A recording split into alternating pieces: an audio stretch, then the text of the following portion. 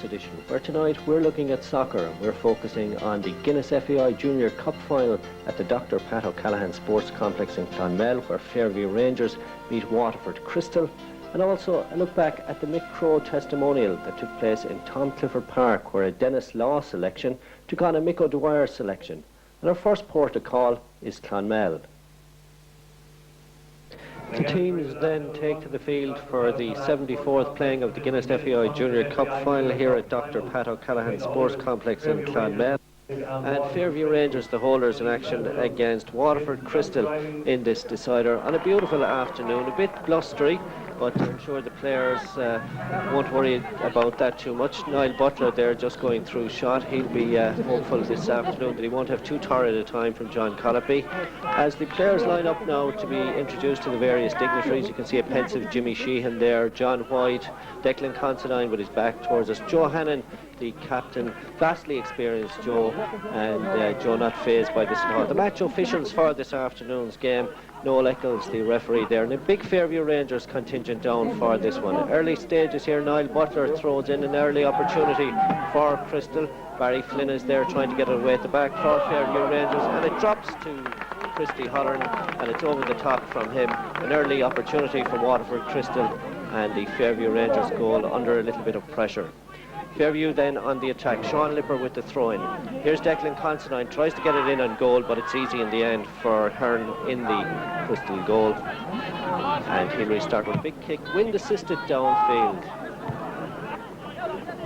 Fairview under a little bit of pressure here. O'Loughlin's crossover, and Mike Curley tries to get it back to Colin Fleming. Fleming tries to keep it in play, but it goes behind for a corner kick. And disgruntled Colin Fleming, who came through a late injury scare, bit of a problem with his back, has Colin, but he's ready to line up here. So an early opportunity then for Waterford Crystal, and Niall Butler, left-legged, swings it in. Barry Flynn is there, and he shepherds it behind for another corner kick. And Waterford Crystal certainly on top in these early stages, and Fleming there on the line, a bit pensive. In comes that cross from Butler. Fleming can't get there. Derek Kelly coming in at the back post can't get in either, and a let-off for Fairview Rangers in these opening minutes here at the Dr. Pat O'Callaghan Sports Complex. In it comes again from Butler. You'll see Kelly arriving at the back post. The outstretched hand of Fleming. Mike Curley was there as well. Fortunately for Fairview, nothing happened. Fairview on the attack then. Declan Considine to Mike Curley. Lovely cross to the back post. John White tries to get on it, and eventually it's cleared out, and the shot rains in from Declan Considine, but it goes to the left of Hearn's upright and wide on that occasion. Niall Butler very active in these opening stages. In it comes, up they rise, and it's headed away by Curley. Back in again, and eventually the shot from Kelly going over the top, and Kelly causing a lot of problems in these early stages for Fairview Rangers on that left side of the park. Here's the view on a break now. Good run here by John Colopy. John Colopy gets the end line. Good ball in just over the head of John White. Cleared by Pat Dobbin, the Waterford skipper, and eventually the ball goes behind. An appreciative crowd there from Fairview. As the view now through Joe Hannon, have a free kick on halfway.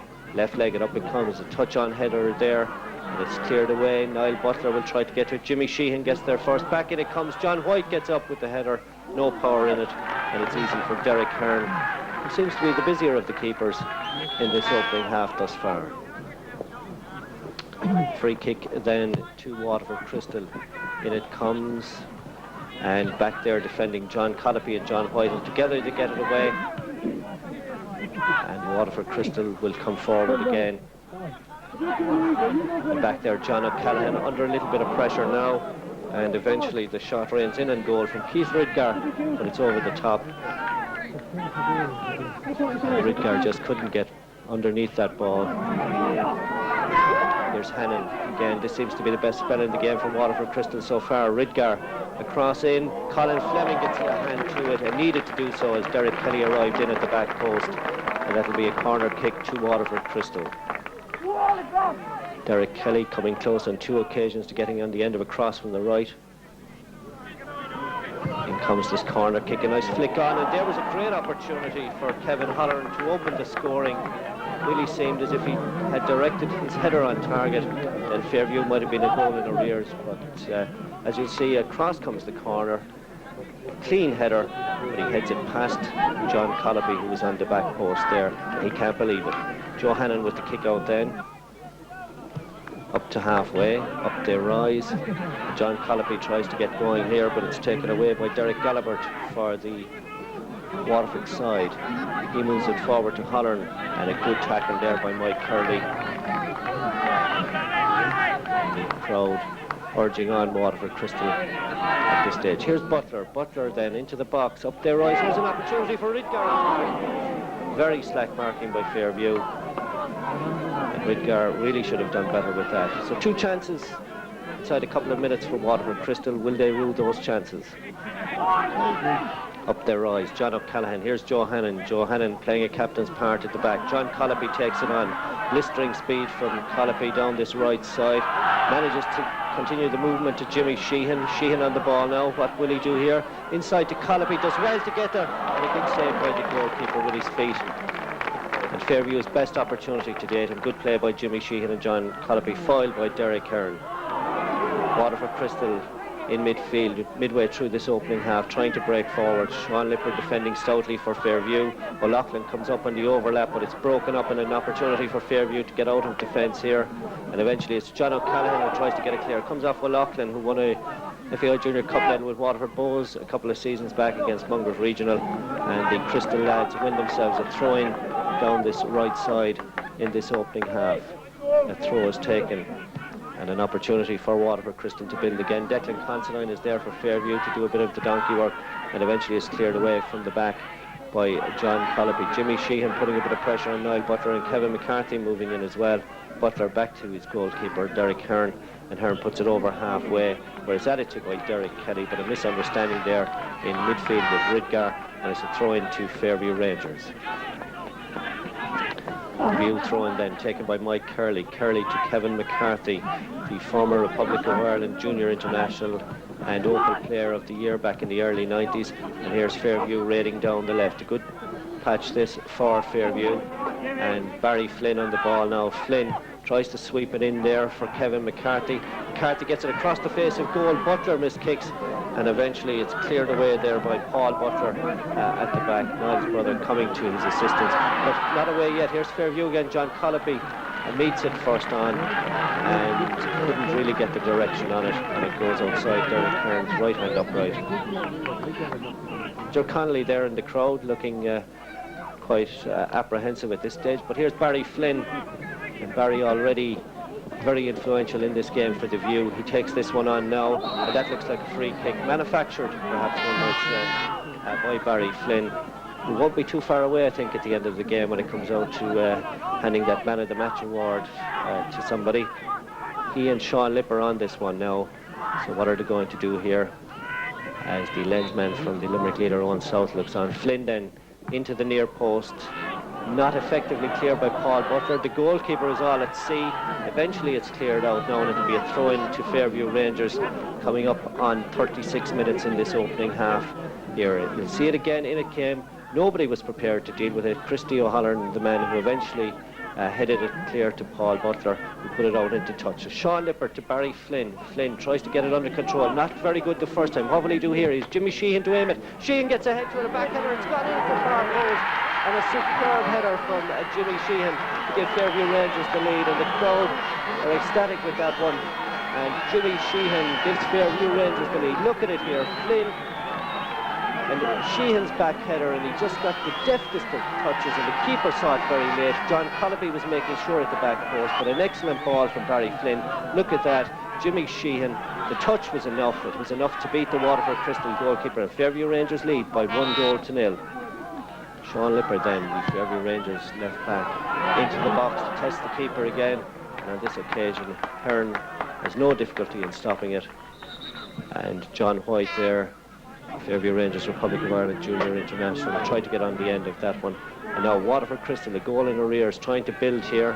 Forward they move, an opportunity for Derek Kelly, but it's easy for Sean Lipper to break here, and a good move by Lipper takes him over halfway. Good control by Lipper, gets the ball outside, and a chance for Kevin McCarthy to make it number 2. And the keeper does well to stop with his feet, and really that would have been a tonic to Fairview Rangers coming up to half-time, where they to add a second goal. Here's John O'Callaghan to John White. First time tactics from John, no offside flag from the assistant referee, but it's easy for the goalkeeper to clear it. And Joe Hannon likewise taking no chances as he gets it forward to Declan Considine, who can't really do anything with it. And a chance for O'Loughlin here. He to Ridgar, and eventually in midfield Fairview win themselves a free, and it's goal scorer Jimmy Sheehan who's on the deck as referee Noel Eccles awards a free kick to Fairview. Sean Lipper with the throw then. Here's Kevin McCarthy, but the half-time whistle sounds at Dr. Pat O'Callaghan Sports Complex from referee Noel Eccles, and it's Fairview who lead, courtesy of this splendid backheader from Jimmy Sheehan on 36 minutes. Is the FAI Junior Cup on its way back to the Fair Green. Players departing from the pitch then. I'm sure Dermot Finnan will be talking to them about how they performed in that opening half, and he'll be hoping here in this second half that Fairview can do something, as Waterford Crystal will come out now trying to get that equaliser to get back on level terms, and Fairview will be hoping to get a goal on the break perhaps and make it two. Mike Curley here, nice ball forward. John White good into space and an opportunity here. Colopy does well, gets in a shot, looked as if it was going wide, but Hearn was taking no chances, and the keeper does well to find that one. But good play here by John Colopy, good skill on the turn, and the keeper not to know that it might have gone outside his left hand upright. Throwing to Fairview Rangers. Curley then, McCarthy comes for it back to Curley into the box, and it's headed clear by Pat Dobbin there for Waterford Crystal. And this should be easy for Joe Hannon. Indeed it is. A nice ball. It's scurrilly offside trap. Sean Lipper is here on the right side, tries to get it across the face of goal, begged to touch.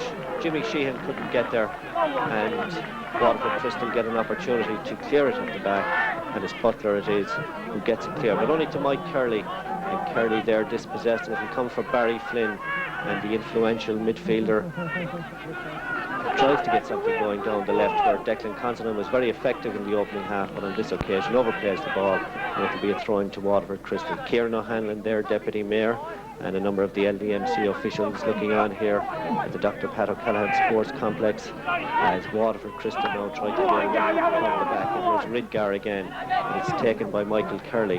Curley moves it forward to Kevin McCarthy, and dispossessed by Waterford Crystal player, and forward comes Ridgar, lays it off, in it comes, a chance here, Fairview can't deal with it, and eventually it's Kelly coming in, who gets right under that again, and over the top, and he can't believe that, and Fairview breathe a sigh of relief as that opportunity goes a-begging for Waterford Crystal. Now a long clearance from Colin Fleming. Kevin McCarthy does very well here to get on the ball and hold it up. What can he do now? He's looking for support. It looks as if he'll get it, and indeed he does, in the shape of John Colopy. Oh, nice turn of foot by Colopy, and again, has he got anybody to pick out here? He looks for Jimmy Sheehan. Jimmy Sheehan takes it on. A super strike from Sheehan, and Fairview are 2-0 to the good. We're playing 55 minutes, and really what a class strike, and full credit to all three involved there. Kevin McCarthy, who managed to keep the ball in play, then picked out John Colopy, and Colopy picking out Jimmy Sheehan. What a strike from the Fairview number 9. 2-0 to Fairview Rangers, and the cup on its way to the Fair Green, it would appear. Fairview attacking again down this left side, where Declan Considine has been very good all day. McCarthy to Sheehan, was it to be his hat-trick? No, says goalkeeper Hearn. And Fairview again can build here. Good play by Barry Flynn, forward from Mike Curley. Curley across the face of goal. And a nervous Waterford Crystal defence there. Pat Dobbin manages to clear it. It comes back out. Barry Flynn gets a header to it. Jimmy Sheehan is in there, but the goalkeeper, Derek Hearn, is on it. And a high kick from him now into the breeze, into midfield, and Keith Ridgar moves it forward. Mike Curley, the former Cork City player, onto Barry Flynn in midfield. The Flynn can't control it, and here's Ridgar now moving down the right side. Tries to spread into the middle, a nice layback there, and an opportunity for Crystal, and a super save from Colin Fleming from that effort from Christy Holland getting in there, and really Colin Fleming had to spread himself to save that one. Anxious moments for those Fairview supporters on the far side of the park. As Fairview can settle again now. And here's McCarthy. McCarthy content to hold it up, showing his experience, and then gets in across to the back post. John Colopy will keep it in. Butler looking a little the worse for wear now, but wins that one back. What can he do with it? John Colopy fighting the whole time for it. Unfairly, says referee Noel Eccles, and it'll be a free to Waterford Crystal. John O'Callaghan there in his first season with Fairview. And here's Mike Curley, who joined the club in mid-season.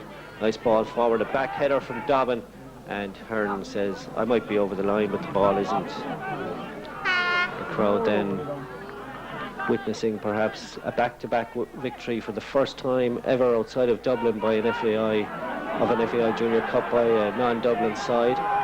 Here's Kevin McCarthy, edge of the box. McCarthy likes that left leg, moves it out to the left now. Jimmy Sheehan tries a back heel to find Declan Considine, but it's swept away by Waterford Crystal, and it's taken by their substitute Pat Roach, who's been deployed at right back now. Ridgar in midfield to Derek Kelly. Kelly moves it forward for them, but back there. Yet again, a resolute Fairview defence, and a long ball through for John Colopy and Kevin McCarthy to chase, but too long in the end, and Hearn is able to take it and find Niall Butler, and Butler passes it on to Jimmy Barden on the left side. And those Fairview Rangers supporters now looking at their watches. Are they going to be celebrating a Fairview success? They're certainly hoping so. And here's Sheehan, the goal-scoring hero down this left side. Had a quiet game against Crystal in the Munsters Junior Cup when Fairview won by 1-0, but certainly the man of the moment here at the Dr. Pat O'Callaghan Sports Complex. McCarthy holds it up back to Sheehan. Good skill by Sheehan on the touchline, probably looking for a throw-in, and eventually wins the free kick, showing all his expertise there, Jimmy Sheehan. And that'll be a yellow card for Kevin Holland, who was lured into that challenge by the crafty work of Jimmy Sheehan close to the touchline. And the second yellow card then for Crystal this afternoon. Carlier one going to Damien O'Loughlin. And there's the coveted prize, the FAI Junior Cup, which was in the Fair Green up to a couple of weeks ago. Barry Flynn with the corner, in it comes. Sheehan got a nick on that, and Hearn had to touch it onto his own crossbar. It may have come off a Waterford defender, but Jimmy Sheehan certainly wasn't far away from having his hat-trick there. A lovely corner in from Flynn. Fairview have another opportunity with another Barry Flynn corner. Right-legged, in it comes on this occasion. Up their eyes, John White tries to get there for Fairview. No joy, and eventually it's cleared out to Sean Lipper, gets his head to it, and eventually it's John White. Leads John Colopy. Colopy gets inside Butler here, can't keep it down. It comes up off his left leg, and it's eventually cleared away by Keith Ridgar for the Waterford Crystal lads, and a foul there. It will allow Fairview Rangers to move forward again. Jimmy Sheehan looking pensive as Kevin McCarthy departs from the proceedings, and Barry Heffernan all the way from Barcelona to Clonmel this weekend for Barry, son of club chairman Eamon, and he comes on in these dying moments here now as Fairview begin to slow things down as we arrive at the 90th minute. Here's Ian O'Sullivan, a second half substitute as well, and great joy at the end of the 90 minutes as Fairview Rangers take the FAI Junior Cup. Julian Lyons onto the field to congratulate Sean Lipper. Handshakes all round. John O'Callaghan there commiserating with the Waterford Crystal lads. And Joe Hannon, the Fairview Rangers skipper, goes up to take the FAI Junior Cup from Noel Kennedy, the president of the FAI Junior Council. In the background, Mike O'Regan, vice chairman of the LDMC, Sean O'Donovan, their chairman. And yoo-hoo, says Joe Hannon. There'll be plenty of celebrations in the Fair Green tonight. You can see Hugh O'Neill in the background as well, and Michael Clancy, Paul Neville, the LDMC PRO, clapping Joe Hannon there. And here we are back at the Fair Green. Eamon Heffernan, the club chairman, as here come the boys, Dermot Finnan, Joe Hannon and Jimmy Sheehan with the FAI Junior Cup. I'm sure there's going to be plenty of celebration in the Fair Green. But here we are outside the Fair Green, and I have three happy men with me. Eamon Heffernan, the chairman of Fairview Rangers. I've also got Jimmy Sheehan, the goal-scoring hero this afternoon in the Cup final, and Dermot Finnan, the manager of Fairview Rangers. Eamon, a great day for the club. A fabulous day, a really historic day, as 1965 has repeated itself in many, many ways. And I would say this victory today has actually surpassed the defeat of 1965, which I was very much involved in. I'm very privileged to be chairman. And Jimmy Sheehan there is my nephew. He scored 2 goals today. Dermot, not only is he manager, but also a workmate of mine as well. And we've all grown up together with the club over the last number of years. And I think Dermot would agree that he would say the players like Jimmy, Joe Hannon, the captain, and many, many others, Sean Lipper and others, that deserve this. They deserve this success. If anybody deserved, those guys deserve it, because the amount of effort they've put in over the last number of years into training and into preparations has been second to none, and they certainly deserve it. It's an occasion that all of us, I would say, that wept today, like, you know, when this when the victory's signal went with the referee's final whistle, and it's something that we'll treasure for many, many times to come. Hopefully that we have a long season still left. Dermot will explain that we have a lot of matches left in the season yet, with many, many cups still to be played for. But this is the icing on the cake as far as I'm concerned. Hopefully that the season will end up in a higher note than it has come to the stage. So all I would say is, like, you know, I would like to congratulate Dermot and congratulate Jimmy here, and all the players, and for what was an outstanding achievement, and we're very, very proud of them. You mentioned that Jimmy was related to Eamon, but you had another relation on the field coming on as a substitute, your son Barry, who came home from Spain for the game. That's correct. Barry, I was delighted that Dermot saw the opportunity to bring him in the last couple of minutes. It was a great privilege to me to see that I won an FAI Cup in '65 myself. I know Barry has one as well, and I take great privilege in that, and it was terrific to see it. So it was worthwhile paying the fare back for him. Okay, well, Jimmy Sheehan, nephew of Eamon, but will be remembered for scoring 2 goals in an FAI Junior Cup final. Jimmy, 2 splendid strikes on the day, one with your head and one in the second half to wrap up the game. Some might say it was the game of your life. Did you see it like that? Well, Leonard, like, you dream of having a day like that, you know. To score 1 goal in an FAI Junior Cup final is a dream come true, but to score 2 is unbelievable. And I have to pay a tribute, as Eamon said, to Dermot Finnan, Paula Holleran and Sonny Kennedy for the work they put in throughout the year. And they may not get all the accolades that some of the players might get, but we know, the players, how hard they have worked throughout the season. Your first goal was a planned move, Jimmy, a backheader that gave the goalkeeper no chance. Yeah, it's a move that myself and Barry Flynn have worked a lot in the last 3 or 4 months, and it's paid off on numerous occasions, in actual fact. And goal number 2 then, a lovely strike. Well, number 2 was just one of those goals you hope you hit properly, and hopefully it finished up the back of the net, and it did. Well, the man who put the team on the field for the 2nd year running led Fairview Rangers to an FAI Junior Cup success is their manager, Dermot Finnan. Dermot, a little easier, I think, this year. I don't think it comes so much in the line of easier, Leonard, but the fact that I think it comes down to the work that we put in all through the season. And, you know, when certain players and certain clubs around the country are sitting at home watching television, our lads are out training, and at the end of the day, you'll only get out of football what you put into it. And those lads put in 2-3 nights a week training, 4 if recommended, and they have it now, and the likes of Jimmy, Joe, the rest, and even including myself, have all 2 FAI Junior Cup medals and Munster Juniors. But at the end of the day, they didn't just win it last Sunday, they won it 10 rounds ago, and the work that they put in during the season, and now they're after reaping the rewards. Were you worried at any stage in today's game that Waterford Crystal might have gone a goal ahead? Yeah, in the first 20 minutes I thought we were not so much in trouble, but I mean, people will always say, like they've said already, that we should have been 3 or 4 down. We went a goal down in many games, and straight away there's an instant reaction, and the team picked themselves up and they bounced back again, as what happened against Cherry Orchard. So, you know, we couldn't put the ball in the net for Waterford Crystal, hopefully, because we're a better side than them. But when we did settle down after 20-25 minutes, I thought it was an excellent performance and one worthy of winning any FAI Junior Cup final. Your season isn't over yet. I think our season only kicks in game-wise. I'd say we're only halfway through the season. I think we've 5, 7, 8 league matches left. We had the quarter-final of the Lawson Cup on Tuesday, and we have the 2-week cup final on Saturday. So, on Thursday, and I think we're down to play again on Saturday. So we've already contacted Junior Council to see can they get us in for Friday night. So you're looking forward to a lot of celebrations, Dermot? Hopefully. Well, we've had a few so far this season. We've had a lot last year when we put in the effort again, and when we turned after winning the FAI Junior Cup last year, we turned and we put in a second half of the season, which was second to none. And hopefully if we can do it this year, but that remains to be seen. But I think we can, and the players are professionally ground out, and they know what's in stake, and they know they'll be there every Tuesday and Thursday for games. So the FAI Junior Cup firmly back in the fair green for another year. And we're off now to Tom Clifford Park for a look back at that Mick Crowe testimonial. The Mick Crowe Testimonial brought together a gathering of personalities from many sporting codes in Limerick and beyond to pay tribute to a man who has contributed much to sport in Limerick through his playing and organisation of a wide variety of sports. Among those making the journey to Greenfields was former Man United star Denis Law, who was manager of one of the sides for the evening. Denis Law's side included some former greats such as Peter Thomas, Alfie Hale, Eric Barber, Tony Meany and Ewan Fenton.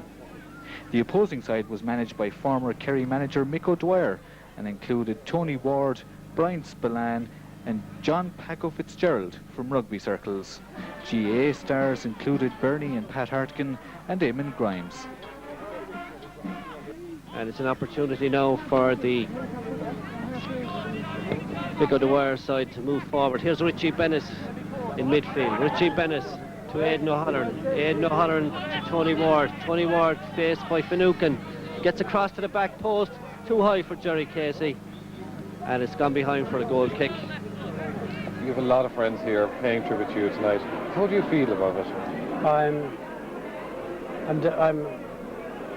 very, very pleased. I didn't expect the turnout. The lads came there from Cork, Kerry, Limerick, Clare, Tipperary, Waterford, Louth, Drogheda, Galway, and these are people that I met down through the years, and they've all come up here tonight to pay me a tribute, which I don't deserve, and I was so pleased. And for my family, who came home from various corners of the world, they were shocked because they never knew me when I was involved in sport and that, and I met so many people from places that I'd forgotten about, testimonials I'd forgotten about. This is your lives, because anything I ever did, I did it from my heart. I'm a giver, not a taker. So I think tonight, you can see there, like with a massive turnout there, was a tribute, which I'm shocked. I never expected it to be like that. Aidan O'Halloran puts one in here to DJ Crowley. But Alfie Hale is back again. Tries to get it clear, and Shamie Code beats Mike Lynch to it. Here's Shamie Code in midfield. Oh, superb skill there from Gerard Earls. Must have played the odd game with Ballinanty when he got a chance. And here's Al Finucane. Finucane to Meany to Hale. This Denis Law side certainly have the footballing skills, but they're being matched by the Mick O'Dwyer contingent, who are playing compromise rules, as I say. Brendan Foley kicking the ball from his hands earlier. Here's Tony Ward. And an opportunity for Frankie Nolan to take it down the left side for them. Frankie Nolan to Richie Bennett. Socks down around the ankle. Looks for his hurley. It isn't there. Tries to pick out Aidan O'Halloran. Here's Mick Lynch with a shot. And Peter Thomas watches it go by the post. We got together a couple of months ago, a couple of us, and decided that Mick Crowe, being the legend that he is in Limerick, decided that we'd do something for him, because, I mean, he's been doing something for everybody for so many years that we felt that he deserved a bit of something back out of what he's put into life in the city. And we met, and it progressed about 3 or 4 months ago, and hastily it progressed.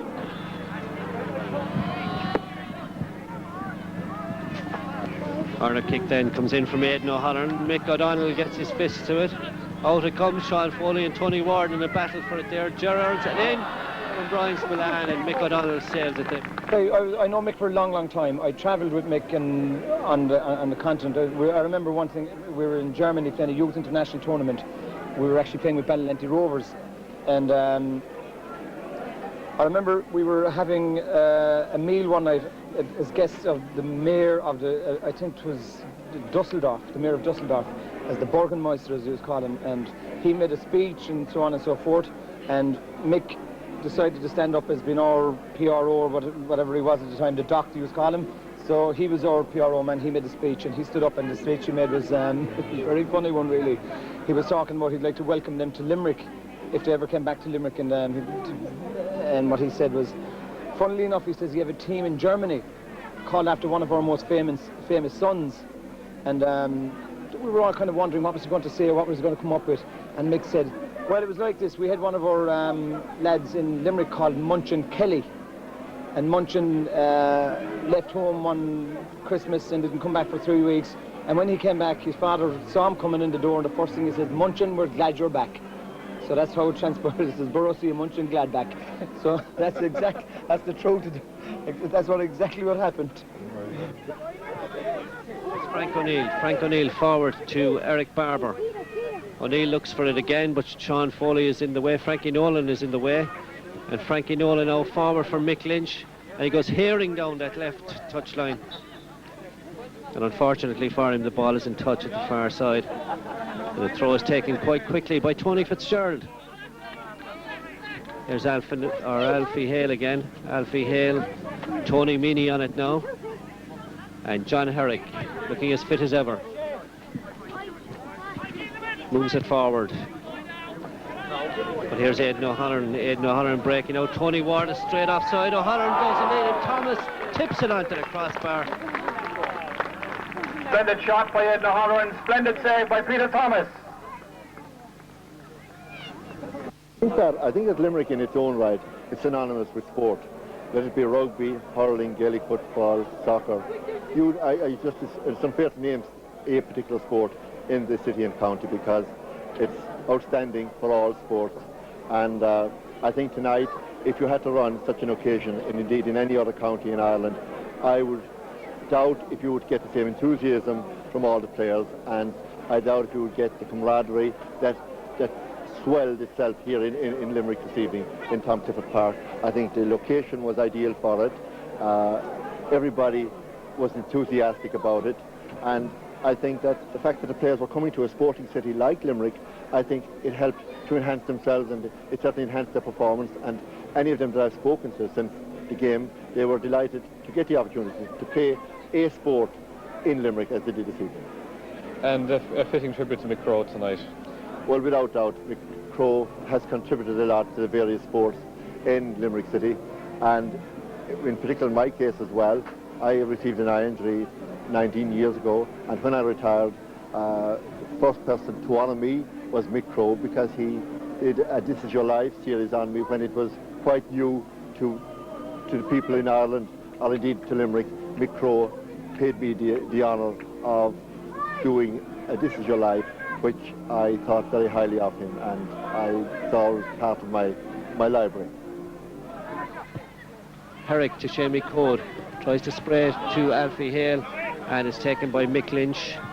Back to Frankie Nolan, and forward to Mikey Sheehy. And Mikey Sheehy looking for a Ger Power, in and goal, taking the pass from Spillane, and Power can't get it past Peter Thomas. And the Kerry combination there doing well, but the Waterford netminder of old well equal to it on that occasion, Peter Thomas. John Herrick then. That missed there by former Kerry footballer, Ger Power. Ger living in Tralee these days. As Frankie Nolan hoists one forward. Brian Spillane tries to get up, but it's headed away by Tony Fitzgerald, only to Aidan O'Halloran. Here's Ger Power on this occasion. Into Brian Spillane. Let's see what Spillane's ball control is like. Super ball into the middle. O'Halloran lays it back, and Mick Lynch is there to score another point for the men in blue. I thoroughly enjoyed it. It was a great night, great mix of players, and from all the codes, soccer, rugby, football, a few hurlers there as well. And I think everybody enjoyed the night thoroughly. And what sportsmen do you think adjusted best to the game of soccer now from the normal sport? I think I did, really. I would definitely give myself man of the match. Which position did you? What position did you take up today? I ran around just like a lunatic until I got tired, and then came off and went back on again. I missed my penalty. That was the only low light of the night. And the final position. Super back heel from Ger Power, who's joined the proceedings now.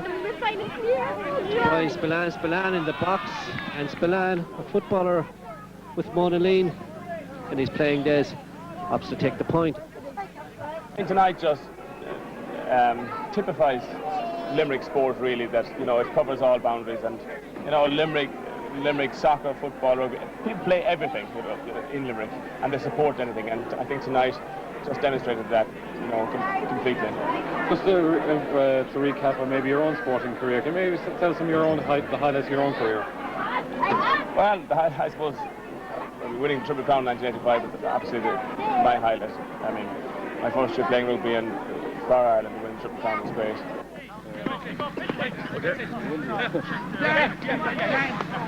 And Niall O'Donovan takes the throw to Brian Spillane. Big number 8, left-legged into the box. And easy for Cork City goalkeeper Noel Mooney, who picked up an FAI Cup medal with Cork City this season. And Mooney lofts it up the field. And here's DJ Crowley, who disappeared for stretches in the first half, but is back in. And he finds Ger Power, edge of the box. Mikey Sheehy looks for it. Sean Burns is there, pops it out for a corner kick. Mick was a character in his own right. I can recall in 1977 we reached the cup final against Dundalk, and I think we were staying in the Montrose Hotel, and Eamon Deasy, who later went on to win an English Championship League medal with Aston Villa, was in our side at the time, and he was a very shy and quiet kind of a lad. Of course, Mick Crowe was a typical ball hopper. There was 2 phones in the lobby in the Montrose, and he went into one and rang the reception, and Eamon Deasy was paged, and Eamon of course went all red and embarrassed that he had got a phone call. So Mick Crowe was in one phone and Eamon Deasy was taking the call on the other phone, and all the boys were watching. They knew what was going on, and Mick decided that he was the Mayor of Galway, and he introduced himself as the Mayor of Galway, and of course Eamon got redder and redder, and he proceeded to say that it was a very proud day for Galway, probably the first man from Galway in an FAI Cup final. And Eamon was getting redder and redder and redder, and all the lads were around the phone breaking their sides laughing, until he looked across the hall and he saw Crowe in the phone booth with the phone, and all hell broke loose then. I hope Eamon Deasy doesn't see this.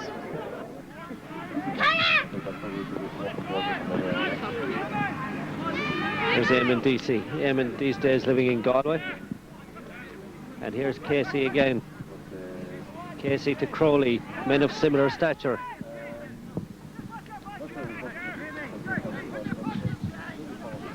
Here's Mick Leach. John Herrick. Shamey Code. And Jerry Duggan takes it now. And an easy ball from him to Frank O'Neill. Frank O'Neill spreads it wide. Looking for movement in the box here. Mick Leach it is. Back, a lovely effort from John Herrick. Tried to lob Brendan Foley. You couldn't but enjoy Mick Crowe. Gentleman. One of the most obliging people I think you could ever meet. He's gone out on a limb for a lot of people, and I think this is a fitting testament for the man. I think he deserves everything he gets from it. A nicer man you couldn't meet. There's Tony Fitzgerald sporting the number 17 jersey. Picks out Pat Nolan. So sure that Pat isn't a scratch golfer these days. Looking forward to the south of Ireland, perhaps. Long ball through from Alfie Hale there. And easily dealt with at the back. Ger Earls. Forward, Ger Power lets it run. In comes Mikey Sheehy. Couldn't chip Michael O'Donnell. Tried to go by him. You know about Mick's rugby career. Maybe I do, yeah. Maybe you'll tell us a little bit about that. Well, I'm speaking now of 40 years ago, in the 50s, when Mick played with Shannon Rugby Football Club as a full-back. Now, he didn't leave in a whole lot of goals while he was playing with Shannon because it was the ball was a different shape. So he was an excellent full-back. At that time, he was playing on what's now the Shannon senior team, because we were only a junior team at that time. But Michael was one of the people who helped us to get senior. We went senior then in 1954, 55. But Michael Crowe played in 53 and won the Transfield Cup with Shannon in 53. And he left then, and I was his understudy per se. And I went back full-back then and played with Shannon as a full-back then, and stepped into Michael's boots. But Michael's boots were a lot bigger than mine now, you know. But anyway. Remember some of the other players that played at that era that Mick would have played. Could you maybe tell us some of those people? Well, you just heard the oil being sang there. Frankie Flynn was in the front row at that time, and the present coach of Shannon Rugby Club, Niall O'Donovan, his father played as well in that team.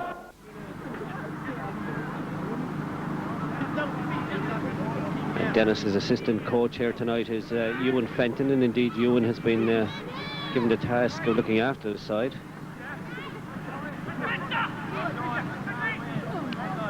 It's Tony Fitzgerald. Taken by Niall O'Donovan. Niall, who's moved on to provincial coaching this season after a very successful period with Shannon. You went down from Shannon onto your Munster, I believe. He did, yeah. How did he get on there? Well, he distinguished himself then in the black and amber, you know, and fair play to him. Once he gave his allegiance to young Munsters, then he gave it wholeheartedly, and to this day, he's an out-and-out man from the Yellow Road, and fair play to him. But his interest in sport, he loved the sport. It has no boundaries. Absolutely, none whatsoever. He took, I'm sure somebody has already mentioned, he organised a trip to take Kerry down to Australia, and that's why all these Kerry footballers are here tonight, to honour him and to thank him for that trip, because he organised it. Nicely to Alfie Hale. Alfie Hale to Pat Nolan.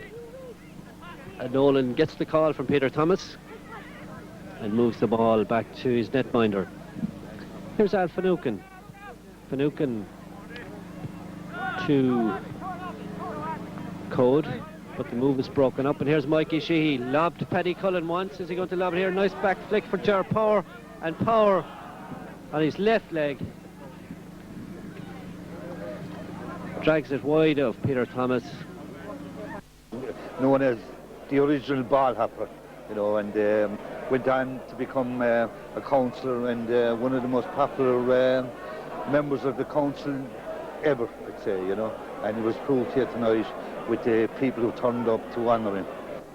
So here we have the arrival of Denis Law at the Mick Crowe Testimonial. A lot of enthusiastic youngsters about, but about to land on the halfway line,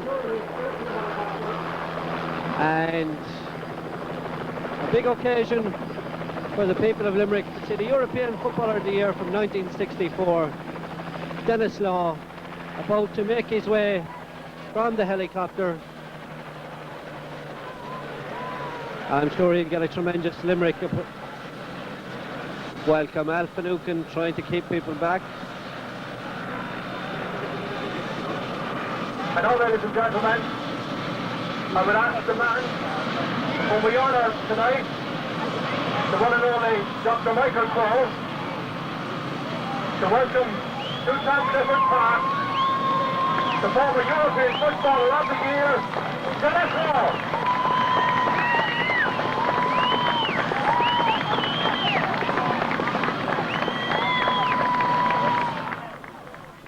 I actually had to charter a plane to get here on time. But I was 10 of us on the flight, and they all chipped in together and they chartered the flight. So, as I say, otherwise we wouldn't have got here until 11 o'clock, and of course then it would have been too late. And to miss this spectacular game that I've just missed.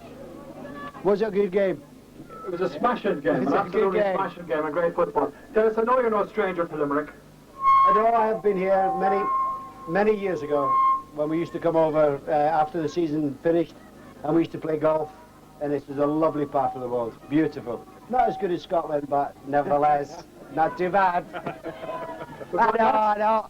We've got lots of your fans here tonight, Dennis. Lots of your fans here tonight. And lots of Manchester United fans here tonight. Excellent. It hasn't been a great season for United by their standards, but next year. Oh, I think next year, yes. It's they did so well up until sort of something like February, and then from then on, a few injuries. Roy Keane was sadly missed, of course, Ryan Giggs, and a few others, and they just had a bit of bad form, and at the end they just ran out of steam. But they'll come back next year, and I'm sure that I fancy they'll win the European Cup next year. Are you still as active as ever with Manchester United? Well, of course, we're always, involved with one thing or another, and we're having a dinner next week with all the old 68 team. down in London. And of course, Shea Brennan, who's here tonight, he will be down with his lovely wife Liz. So we're all looking forward to meeting together next week. 68 was fabulous, but of course you missed the final. I did, unfortunately, yes. I was injured. I had a cartilage problem, and I played in the semi-final, of course, against Real Madrid, but didn't play in the final against Benfica. But the lads went there and won it, and I thought, well, we'll win it again next year, which we should have done as well. But it was disappointing to miss it, yes. You're in the home, one of the most famous homes in Ireland of rugby. I believe so, yes. Yes, I believe so, yes. Now, I know that rugby wouldn't be your favourite sport. Too tough. No, I'm not tough enough for rugby, no. Does anybody remember Denis Law not being tough? No. No, hey, not for rugby anyway, trust me. It's also the home of great singing and great crack. Can we get a tune out of you before the night is out? No, hey, we might do after a couple of wines, yes, you're right. Ladies and gentlemen, he was late coming, but can you have a big Limerick welcome, please, for Denis Law? Lovely, thank you.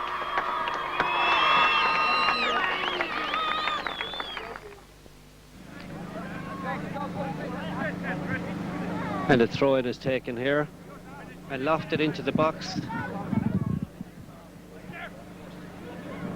There's a chance for Gerrards to Tony Ward. Could we have the opening goal here? Ward, he jinks inside. It's headed off the line by Al Finucane.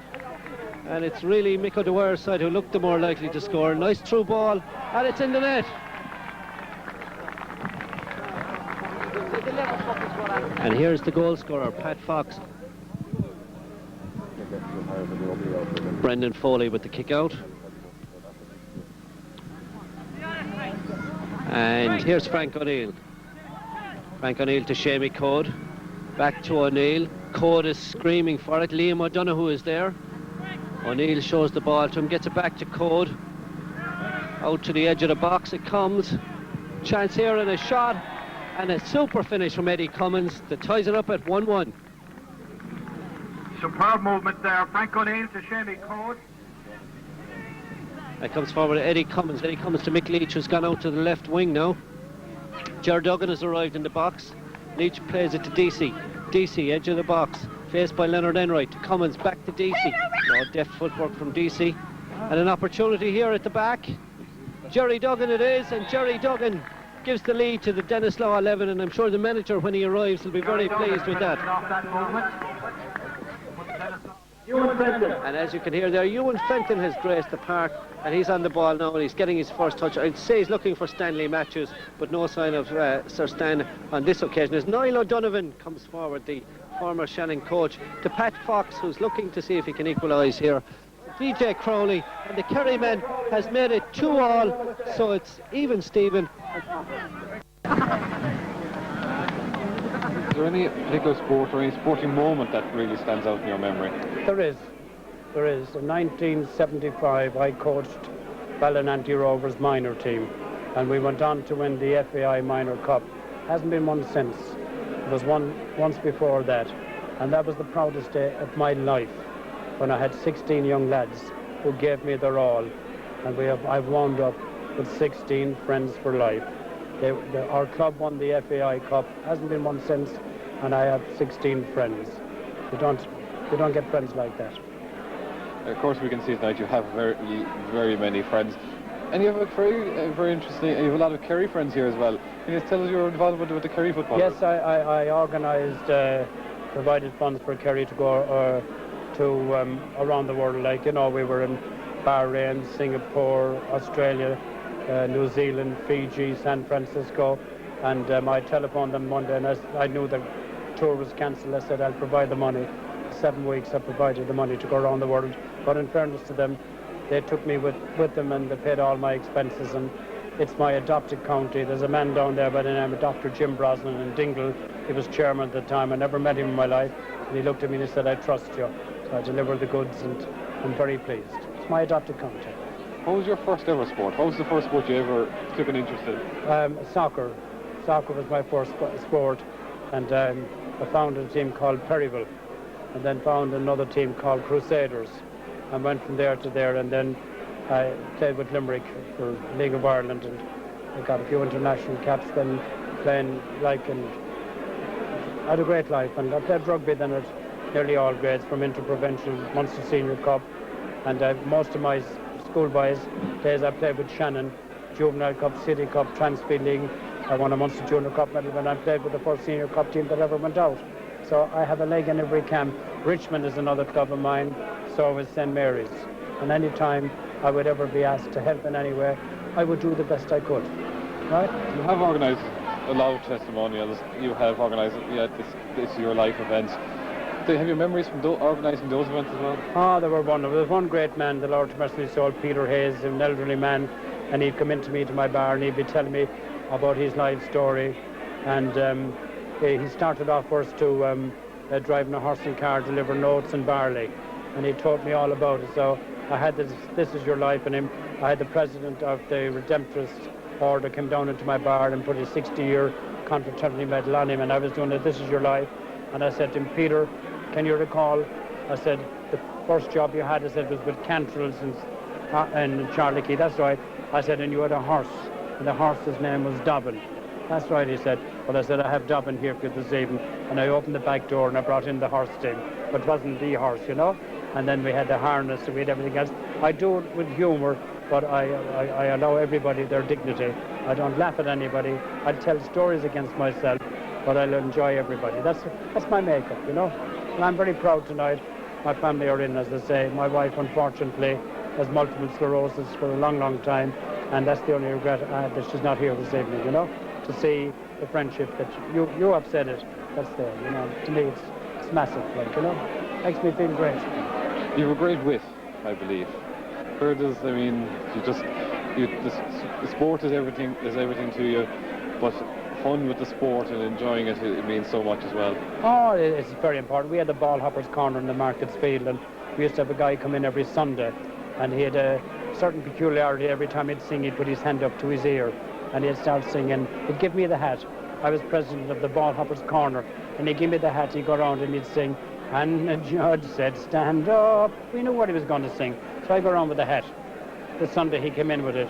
The night before was the Eurovision. And on the Wednesday, I was after being defeated very heavily in the general election. So I thought I was being smart, and I collected the money, and I gave him the money, and as he walked away, I said, you had very hard luck last night in the Eurovision. And he turned around and he said to me, that's right, sir, says he, and you know what it's like to be beaten by a vote or two yourself, he says. So where would you get it like, you know? We did, we had great times. Of course, the political side was another side of your career. Can you maybe explain, let us know what... Yes, I was elected onto the council as an independent in, I think it was around 1974. I was elected with the late and great Jim Kemmy, God be kind to him. We were two independents, so we were in the city council, and we worked very well together, like we differed in many ways. He was a wonderful man, and his tragic loss to the people of Limerick is huge, but to me, I loved him as a man. And yes, I was involved. I went for the European election, and I tried everything. I'm not afraid to throw my hat into the ring, and if you do, when people slag you. Full public statements should be made by the Tony O'Reilly Fitzwilton Group about donations to political parties. Deputy Rabbit said it was no longer time for questions, but answers from the Taoiseach when he addresses the Dáil tomorrow. To put it mildly, there were serious conflicts thrown up between what he said at the time of the Burke resignation controversy and what he said last week. It also exposed